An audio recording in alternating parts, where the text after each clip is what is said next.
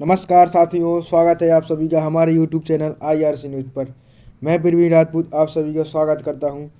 तो दोस्तों, आज हम एक बेगारिस्तान की खबर के बारे में चर्चा करेंगे। जी हाँ, क्योंकि अब इसे पाकिस्तान कहना तो हमारे लिए शर्म की बात हो गई है, तो हम इसको बेगारिस्तान ही कहेंगे। क्योंकि इनकी यहाँ विदेश नीति के बारे में पता नहीं इनको कौन पढ़ाता है, कौन क्या सिखाता है, इनके यहाँ कैसी विदेश नीति चलती है वो वही जाने।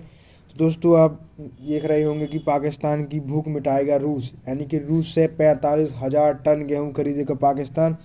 दोस्तों, आप कह रहे होंगे कि पाकिस्तान इतना बड़ा देश है तो क्या इसके पास गेहूं की कमी है? दोस्तों, ऐसा नहीं है। पाकिस्तान में अभी हाल ही में बाढ़ की संकट आई हुई है, जिससे इनकी फसलें तो गया है, इनका सब कुछ चौपट हो गया है। इनको लगभग लगभग तकरीबन $40 बिलियन का नुकसान हुआ है, जिससे यह कई कई देशों के पास चंदा मांगने की दर बदर भटक रहे हैं। इसकी वजह से फैट ऐप की ग्री लिस्ट से भी इनको बाहर कर दिया गया है पाकिस्तान को अमेरिका के द्वारा, जिससे यह अपने पड़ोसी के देशों से कर्जा लेकर अपने देश की आर्थिक स्थिति में सुधार कर सकें। लेकिन यह पता नहीं अपने देश में वादे कुछ करके जाते हैं और जहाँ भी जाते हैं वहाँ से पिट पुटू के आते हैं, यानी कि इनकी वहाँ पर बहुत ही बुरी हालत हो जाती है। दोस्तों, अभी हमने पिछले दिनों कुछ ही साथ सेशन किया था कि पाकिस्तान यूक्रेन की मदद कर रहा है। कैसे मदद कर रहा है दोस्तों? अगर आपने इस सेशन को नहीं देखा है तो हमारे चैनल पर जाइएगा, इस सेशन को ज़रूर देखिएगा। और अगर आपने नहीं देखा है तो मैं इसकी लिंक डिस्क्रिप्शन में दे दूंगा। क्योंकि पाकिस्तान यूक्रेन को डर्टी बम बनाने में मदद कर रहा था। जी हाँ, जिसकी वजह से रूस ने UN में भी अपनी वोटिंग की थी, यानी अपना एक लेटर जारी किया था। उसमें कहा था कि अगर ये हम पर डर्टी बम चलाता है तो हम इसके ऊपर डायरेक्ट परमाणु बम चला देंगे। यानी डर्टी बम और परमाणु बम दोस्तों होते तो अपने आप में बहुत ही अलग हैं, लेकिन जितना नुकसान परमाणु बम पहुंचाता है उस तकरीबन उसी के हिसाब से उतनी ही रेडिएशन एक डर्टी बम भी फैलाता है। यानी कि जितना नुकसान अगर माना जाए कि आपदा के हिसाब से तो परमाणु बम से ज़्यादा नुकसान होता है, लेकिन डर्टी बम से भी रेडिएशन का ज़्यादा ही नुकसान होता है।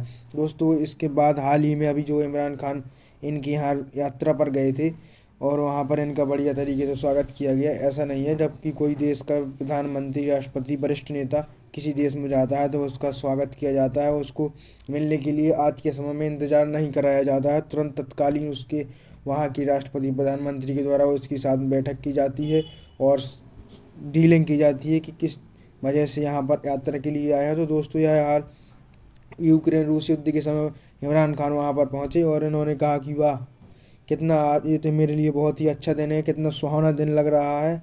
इसके बाद इनकी मीटिंग होने के बाद जब ये अपने देश लौट के आए तो कुछ ही दिनों बाद इनकी सरकार गिर जाती है, यानी कि अमेरिका के द्वारा इनकी सरकार गिराई जाती है, ऐसा इल्ज़ाम लगाते हैं। लेकिन बाद में फिर जब इनको समझ में आता है कि नहीं, अलकायदा का सरगना माना जाता है, तब इनकी अमेरिका इनकी मदद करता है, इनका RPS यूज करता है, कुछ इनको आर्थिक मदद देता है, इनके GF-17 की सर्विस के लिए पैसा देता है और इनको आर्थिक स्थिति, इकोनॉमी के लिए भी पैसा देता है। तब ये रूस के खिलाफ हो जाते हैं, यानी कि रूस के खिलाफ बोलने लगती है, कहने लगते हैं कि रूस जाने मेरी भूल थी।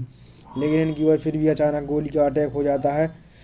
लेकिन ये फिर भी जब अमेरिका का राग लागने लगते हैं दोस्तों, इससे आप समझ सकते हैं कि ये बिन पेंदी की लोटे हैं, कहीं भी जाते हैं वहाँ से लुढ़क कर आते हैं। यानी कि ये एक स्थान पर अपने मित्रता को संबंध नहीं निभाते हैं, यानी कि इनके बीच इनके साथ मित्रता करने से कोई भी लाभ नहीं होता है। ये आज आपके साथ मित्रता करेंगे, कल आपके साथ विश्वासघात भी कर सकते हैं। तो दोस्तों, पिछले दिनों हमने बताया था, इस सेशन को भी हम कर चुके हैं। अगर आपने इस सेशन को नहीं भी देखा है तो उसको भी आप देखिएगा।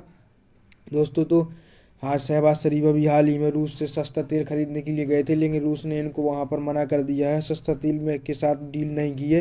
इन्होंने कहा कि आप इंडिया को जितना सस्ता तेल देते हैं, इन्होंने कहा कि हमारा इंडिया से कुछ अलग रिश्ता है, आपसे अलग है, क्योंकि आपका कुछ भरोसा नहीं है।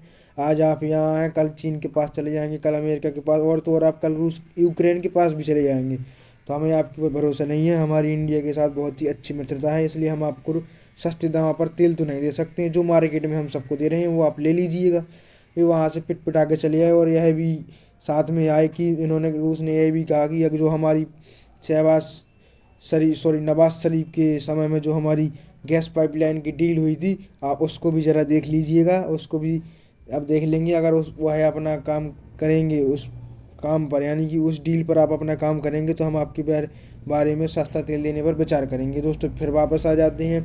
फिर इनके विदेश मंत्री वहाँ पर जाते हैं अपनी सरकार के हिसाब से, यानी कि अपनी जनता को भरोसा दिलाते हैं कि अब हम जाएंगे, हम सस्ता अनाज खरीद कर आपको उपलब्ध कराएंगे। बड़ी बड़ी बातें करके या वहाँ पर जब रूस पहुँच जाते हैं इनका फिर से भव्य तरीके से स्वागत किया जाता है और फिर रूस इनको फिर कह देता है कि नहीं, हम आपको सस्ता गेहूं भी उपलब्ध नहीं कराएंगे। यानी कि आप जाइए, आप अपने अमेरिका से मदद लीजिएगा, आप अमेरिका से ही आप अपनी आर्थिक संकट बताइएगा, ना ही हम आपको सस्ता तेल देंगे, ना ही हम आपको सस्ता गेहूं देंगे। तो फिर ये कहते हैं कि ये आप इंडिया के साथ, आपके इंडिया के बराबर तो हमको इज्जत दीजिएगा, लेकिन रूस साफ साफ मना कर देता है। उन्होंने कहा कि हमने आपको पहले ही बता रखा है इंडिया की हमारे साथ कैसे मिलते हैं, तो आपके पास यही विकल्प है, आप कौन सा, यानी कि आपके पास यही उपाय है कि आप महंगा गेहूं ही खरीद कर अपनी जनता को उपलब्ध कराएं। तो दोस्तों इन्होंने वहाँ पर महंगा गेहूं खरीदने का विकल्प चुना और 45,000 टन गेहूं खरीदने का डील किया और यह फिर पिट पिटा गया, अपने देश में आए, अपनी जनता से किए हुए वादे पर एक बार फिर नाकाम रहे। यानी कि इनकी विदेश नीति को कौन संभाल रहा है, कुछ समझ में नहीं आ रहा है। दोस्तों आशा करते हैं आपको इस वीडियो में कुछ तो समझ में आया होगा। तो दोस्तों आपने एक बार नोटिस ज़रूर की होगी कि इनकी सरकार, इनकी विदेश नीति, इनकी शिक्षा नीति, यानी इनकी आर्मी पॉलिसी, इनके देश में अभी दोस्तों हाल बेहाल, यानी कि बहुत बुरे हाल कह सकते हैं। इतनी बुरी स्थिति चल रही है यहाँ पर। सब्जी के भाव 200 रुपया किलो, यानी आलू 200 रुपया किलो हो गया है। यानी कि यहाँ पर महंगाई चरम पर हो चुकी है, लेकिन फिर भी भ्रष्टाचारी अभी भी नहीं रुक रही है। भ्रष्टाचारी भी इनके ऊपर चरम पर हो गई है। इनके यहाँ बहुत सी चीज़ों के तख्ता पलट हो गए हैं। आर्मी चीफ को बदल दिया गया है, सरकार गिर गई है। अब हाल ही में आने वाले चुनाव में आमिर खान की, सॉरी, इमरान खान की ऊपर देख सकते हैं आप, गोलियां चल गई हैं। लेकिन इनके यहाँ कह सकते हैं कि किसी भी तरह की सुरक्षा की गारंटी नहीं है। लेकिन अभी इंडिया ने फिर भी कहा है कि हम पाकिस्तान वर्ल्ड कप यानी एशिया कप खेलने नहीं जाएंगे। तो दोस्तों पाकिस्तान, कहते हैं ना, अगर आप पड़ोसी की बुराई करेंगे तो पड़ोसी आपकी हर जगह अच्छा ही नहीं करेगा। यानी कि हर जगह आप पड़ोसी आपकी तारीफ नहीं करेगा। जी वो पड़ोसी है पाकिस्तान। अब इंडिया पाकिस्तान की हर जगह तारीफ नहीं करेगा, वैसे भी करता भी नहीं है।